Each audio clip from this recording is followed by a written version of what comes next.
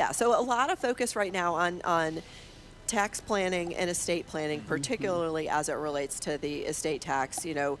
We have a sunset, coming at the end of the year, regardless of what happens with the election. You can, sort of prognosticate on where that's going to go.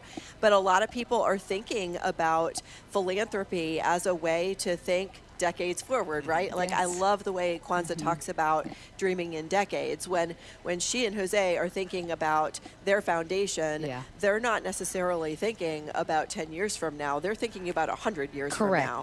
And we have a lot of clients that really are thinking about that, paying it forward.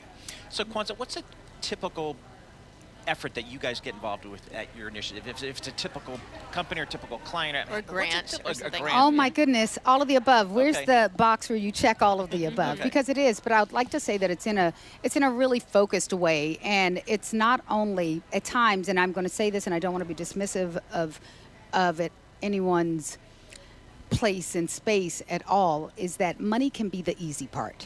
And when Jubilee is talking about, hey, certain things have been commoditized, for Jose and I, it can be the easy part, but it's not the most impactful part. What can be done is there, but it's actually doing programming along with doing the money and the financial and the capital support. So what we do, and we're getting involved in something, it could be businesses, like diverse businesses. And I like to say that we invest intentionally, but not exclusively, in underrepresented businesses. So being here at a women's event, that could look like we are investing in women's sports businesses. It could look like we're investing, for example, at Princeton. There was a pretty significant gift that we did a number of years ago, and they're actually dorms named after Jose as well as named after me, because its representation also matters. So we do a lot of things, but the programming element is what we're really excited about, as well as the philanthropic underwriting financial capital element too. How has that vision or donation or grants or businesses changed throughout the decades that you've been working on this? Oh my goodness.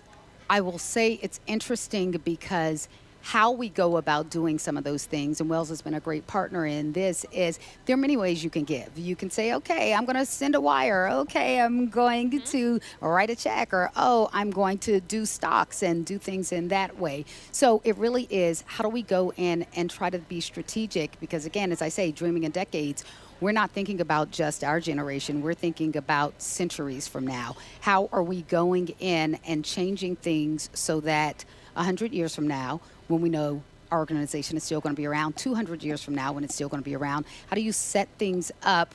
Estate planning, we just had an estate planning various meeting last week with some of our lawyers. But how do we do it?